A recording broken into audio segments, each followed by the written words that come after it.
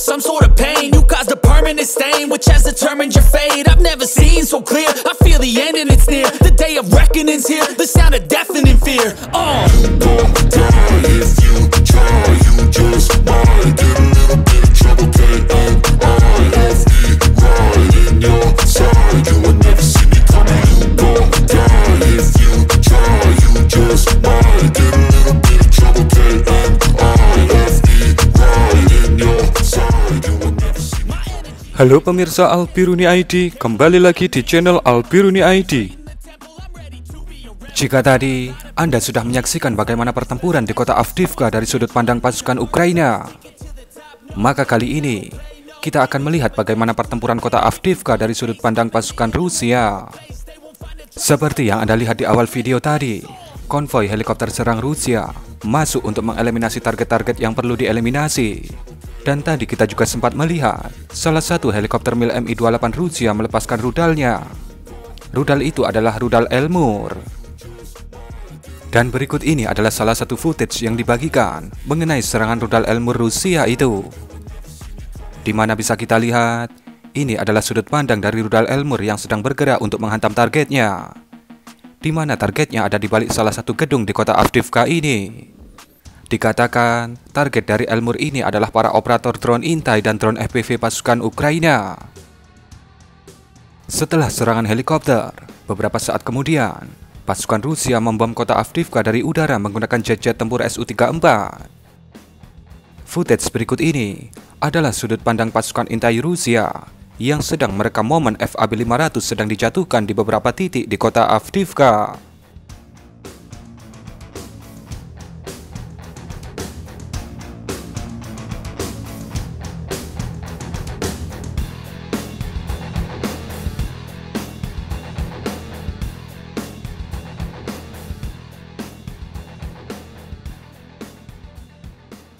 Kemudian ini adalah momen atau pemandangan dari kota Avdiivka sesaat setelah Su-34 membom beberapa tempat penting pasukan Ukraina di kota itu.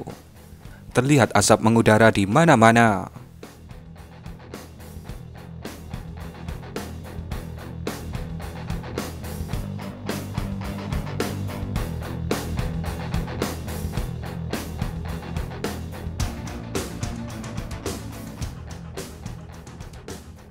Setelah serangan dari udara, pasukan Rusia kemudian menghujani kota Avdiivka menggunakan roket-roket MLRS. Dan di video ini bisa Anda lihat bagaimana hujan roket termobarik TOS-1A terjadi di kota Avdiivka. Bukan hanya menggunakan TOS-1A, MLRS jenis lainnya juga secara konstan menghujani kota Avdiivka ketika serangan merebut kota ini dilakukan.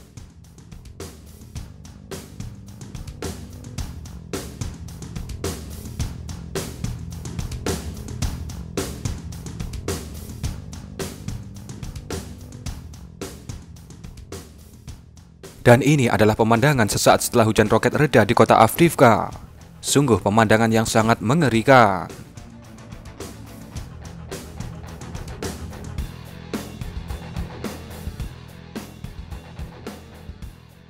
Setelah itu, giliran persenjataan presisi jarak jauh Rusia yang beraksi. Video yang Anda saksikan ini adalah sebuah kereta api logistik pasukan Ukraina yang ada di Avdiivka, disikat menggunakan GMLRS Tornado S Rusia. Dikatakan kemungkinan pasukan Ukraina sudah mengetahui akan ada serangan besar di Avdiivka, maka mereka mengirimkan logistik tambahan ke sana. Tapi pasukan Rusia berhasil menghancurkan stok logistik yang diangkut menggunakan kereta itu. Dikatakan kemungkinan yang ada di dalam kereta ini adalah amunisi untuk pasukan infanteri, stok makanan, stok mortir, dan stok BBM untuk pasukan yang berada di Avdiivka.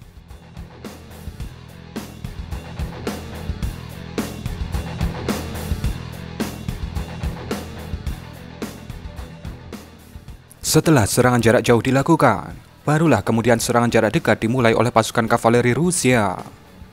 Ini merupakan sudut pandang dari tank Rusia yang sedang memulai melakukan gempuran posisi darat pasukan Ukraina di kota Avdiivka.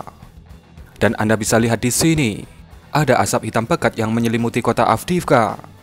Itu merupakan asap dari gerbong kereta api pasukan Ukraina yang disikat menggunakan Tornado S tadi.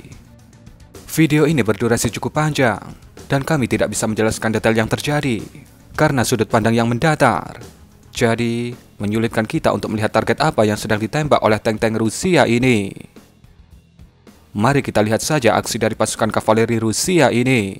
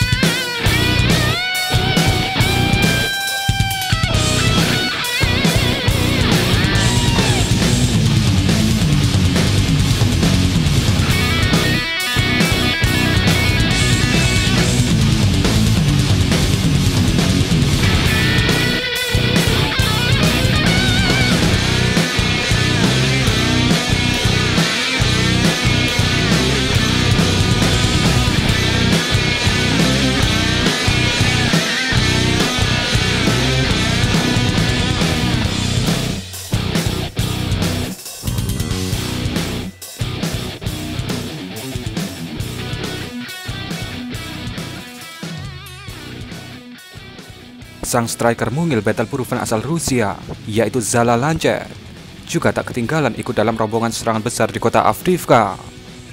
Seperti yang Anda lihat, ini adalah posisi dari sebuah MLRS RM-70 Vampir pasukan Ukraina, bantuan dari Ceko yang sudah terintai oleh drone intai. Kemudian terlihat si vampir disembunyikan di bawah pepohonan oleh pasukan Ukraina, dan tiba-tiba, boom! Lancet menghantam dengan sangat presisi. Dengan munculnya asap hitam dari si vampir, bisa dipastikan RM-70 itu menjadi besi tua di kota Avdiivka.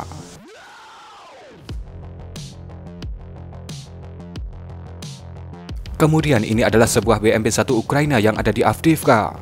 Tanpa berlama-lama, ketika sudah dalam keadaan diam, Lancet pun terbang untuk menghantam. Bisa Anda lihat, sesaat sebelum hantaman, ada seorang pasukan Ukraina yang berdiri di atas BMP itu. Dan karena Lancet memang diciptakan untuk membasmi howitzer ataupun IFV seperti BMP ini, sudah pasti BMP ini tak bisa digunakan lagi.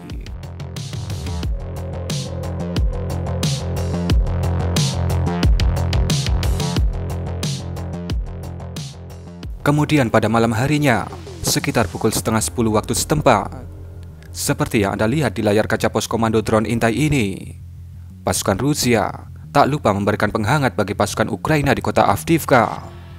Penghangat itu adalah hujan amunisi termit.